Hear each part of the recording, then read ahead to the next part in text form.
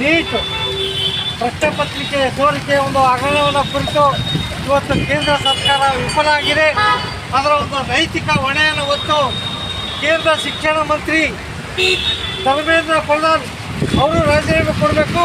ಹಾಗೆಯೇ ವಿದ್ಯಾರ್ಥಿಗಳ ಮೇಲೆ ಲಾಠಿ ಪ್ರಹಾರ ಮಾಡಿದಂಥ ಒಂದು ಸೂಕ್ತ ಬಂದೋಬಸ್ತನ್ನು ಮಾಡದೆ ವಿನಾಕಾರಣ ಹೋರಾಟಗಾರರ ಮೇಲೆ ವಿದ್ಯಾರ್ಥಿ ಯುವಜನರ ಮೇಲೆ ಲಾಠಿ ಪ್ರಹಾರ ಮಾಡಿರೋ ಅದರ ಹೊಣೆ ಮತ್ತು ಕೇಂದ್ರ ಗೃಹ ಮಂತ್ರಿ ಅಮಿತ್ ಶಾ ಅವರು ರಾಜೀನಾಮೆ ಕೊಡಬೇಕು.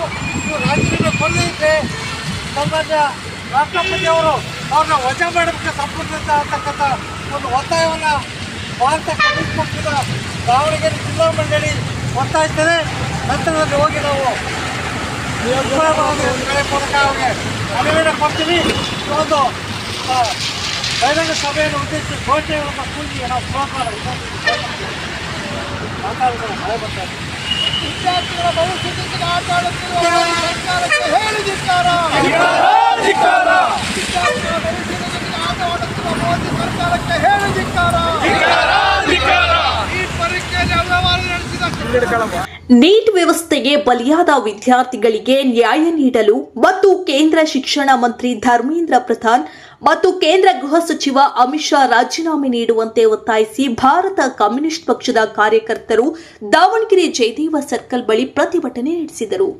ಇಲ್ಲಿನ ಜಯದೇವ ಸರ್ಕಲ್ ಬಳಿ ಜಮಾಯಿಸಿದ ಭಾರತ ಕಮ್ಯುನಿಸ್ಟ್ ಪಕ್ಷದ ಜಿಲ್ಲಾ ಮಂಡಳಿ ನೇತೃತ್ವದಲ್ಲಿ ಕಾರ್ಯಕರ್ತರು ಸೇರಿ ದೇಶದ ವಿದ್ಯಾರ್ಥಿ ಯುವಜನ ಸಂಘಟನೆಗಳು ಮತ್ತು ಸಿಜೆಪಿ ನೀಟ್ ವ್ಯವಸ್ಥೆಗೆ ಬಲಿಯಾದ ವಿದ್ಯಾರ್ಥಿಗಳಿಗೆ ನ್ಯಾಯ ನೀಡಲು ಮತ್ತು ಕೇಂದ್ರ ಶಿಕ್ಷಣ ಮಂತ್ರಿ ಹಾಗೂ ಗೃಹ ಮಂತ್ರಿ ರಾಜೀನಾಮೆ ನೀಡುವಂತೆ ಸಂಸತ್ ಚಲೋ ಕಾರ್ಯಕ್ರಮಕ್ಕೆ ಕರೆ ನೀಡಿದ್ದವು.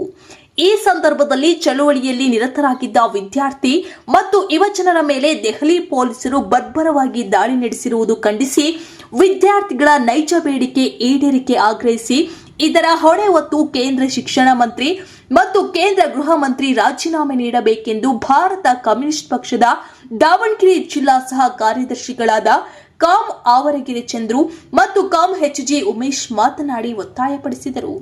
ಪ್ರತಿಭಟನೆಯಲ್ಲಿ ಪಕ್ಷದ ಜಿಲ್ಲಾ ಮಂಡಳಿ ಖಜಾಂಚಿ ಕಾಮ್ ಕೆರೆನಹಳ್ಳಿ ರಾಜು, ಪಕ್ಷದ ಮುಖಂಡರುಗಳಾದ G Yallappa, Airani Chandru, P Shanmukhaswamy, Saroja, Rudramma Belalagere, Pushpa, A Tippesh, Suresha Yaragunte, B Chinnappa, V Lakshmana, Ramesh Dasar, Madihalli Manjunatha, Gollarahalli Tippeswamy, Palavanahalli Prasanna Kumar, Mounachari, Shekhara Naik ಸೇರಿದಂತೆ ಮುಂತಾದವರು ಭಾಗವಹಿಸಿದ್ದರು.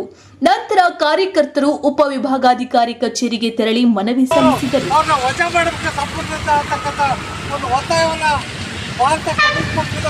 ದಾವಣಗೆರೆ ಜಿಲ್ಲಾ ಮಂಡಳಿ ಒತ್ತಾಯಿಸ್ತದೆ. ನಂತರದಲ್ಲಿ ಹೋಗಿ ನಾವು ಕರೆ ಮೂಲಕ ಅವ್ರಿಗೆ ಅನುಮೋದನೆ ಕೊಡ್ತೀವಿ. ಒಂದು ಬಹಿರಂಗ ಸಭೆಯನ್ನು ಉದ್ದೇಶಿಸಿ ಘೋಷಣೆಗಳನ್ನು ಕೂಗಿ ನಾವು ಮಾತಾಡಿದ್ರೆ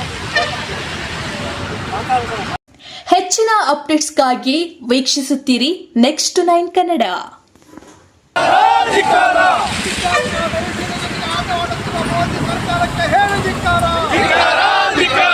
ಈ ಪರೀಕ್ಷೆಯಲ್ಲಿ ಅವ್ಯವಹಾರ ನಡೆಸಿದ